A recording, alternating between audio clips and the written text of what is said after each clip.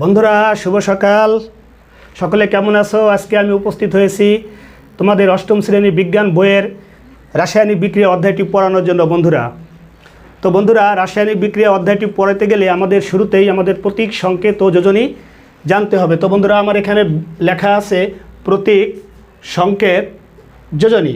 তো বন্ধুরা আমরা প্রথমে আমাদের আলোচনার বিষয় প্রতীক। আলোচনার বিষয় কোনটি বন্ধুরা? প্রতীক।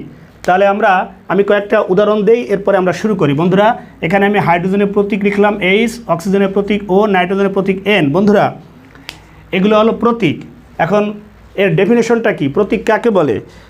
কোনো মৌলের পূর্ণ নামের সংক্ষিপ্ত রূপকে প্রতীক বলে। যেমন হাইড্রোজেনের প্রতীক H, অক্সিজেনের প্রতীক O, নাইট্রোজেনের প্রতীক N। তাহলে বন্ধুরা প্রতীক সম্পর্কে অবশ্যই তোমরা বুঝতে পেরেছো। এবারে আমার বিষয়টি হলো সংকেত। আমরা দেখি বন্ধুরা, এই তিনটা উদাহরণ দিয়ে আমি সংকেত নিয়ে আসি। বন্ধুরা এখানে H2O2N2। বন্ধুরা এইগুলো হলো সংকেত। এগুলো হলো কি? সংকেত। আর এগুলো হলো কি? প্রতীক। তো বন্ধুরা একটু ব্যবধানটা দেখো কোথায়। এখানে H শুধু O একা, এখানে H2, এখানে O একা, এখানে O2, এখানে N একা, এখানে N2। তো বন্ধুরা এইগুলো হলো সংকেত। এখন সংকেত কাকে বলে? কোনো মৌলের বা যৌগের অণুর সংক্ষিপ্ত রূপকে সংকেত বলে। এটা হলো হাইড্রোজেনের অণুর সংক্ষিপ্ত রূপ, এটা অক্সিজেনের অণুর সংক্ষিপ্ত রূপ, এটা নাইট্রোজেনের অণুর সংক্ষিপ্ত রূপ। এগুলো হলো সংকেত বন্ধুরা। এবার আমরা আসি বন্ধুরা, প্রতীক গেল, সংকেত গেল, এবার আমাদের বাকি হলো কি? যোজনী। তাহলে আমরা যোজনীটা একটু দেখি বন্ধুরা।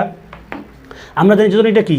একটি মৌলের সাথে আরেকটি মৌলের অণুর যুক্ত হবার সামর্থ্যকে যোজনী বলে। অর্থাৎ একটি মৌলের সাথে আরেকটি মৌলের যে যুক্ত হবার যে ক্ষমতা, যে শক্তি, যে সামর্থ্য, সেটাই কিন্তু বন্ধুরা যোজনী। তাহলে আমরা দেখি কিভাবে মৌলগুলো যুক্ত হয়ে কিভাবে নতুন যৌগ তৈরি করে। আমরা একটু দেখি বন্ধুরা। এবারে আমরা দেখি, যেমন আমি লিখলাম সোডিয়াম ক্লোরাইড NaCl। আমরা জানি এটা একটা খাদ্য লবণ এবং এখানে এই সোডিয়ামের যোজনী হলো 1। বন্ধুরা সোডিয়ামের যোজনী কত? 1। এখানে 1, সোডিয়ামের যোজনী হলো 1। ক্লোরিনের যোজনী কত? ক্লোরিনেরও 1। বন্ধুরা আমরা যোজনী চার্টে অষ্টম শ্রেণী বিজ্ঞান বইয়ের যে রাসায়নিক বিক্রিয়া অধ্যায় যোজনী চার্টটা আছে, যে যোজনী চার্টটা আছে, ওই চার্টটা সকলে জানতে হবে বন্ধুরা। তাহলে যোজনী 1, এই সোডিয়াম ক্লোরাইড লিখলাম। বন্ধুরা এখানে আরেকটু দেখি, এর 1, এর 1, এই কারণে নিচ দিয়ে কোনো কিছু বসানো লাগলো না। এবার আমরা দেখি ম্যাগনেসিয়াম ক্লোরাইড MgCl2।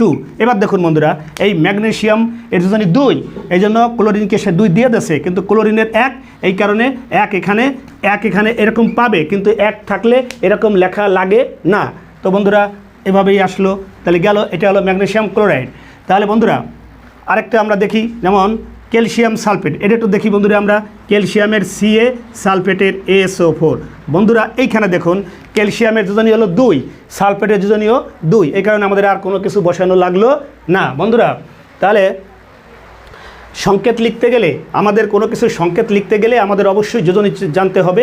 এবং আমাদের শিক্ষার্থীদের আমি পরামর্শ দেবো, বলবো যে তোমরা অষ্টম শ্রেণীর যোজনী চার্টটা সকলেই মুখস্থ রাখবে এবং এইভাবে যোজনী ট্রান্সফার করে সংকেতগুলো তৈরি করবে বন্ধুরা। আজকের পাঠ বন্ধুরা এ পর্যন্তই।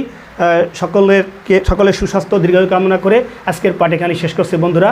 ধন্যবাদ।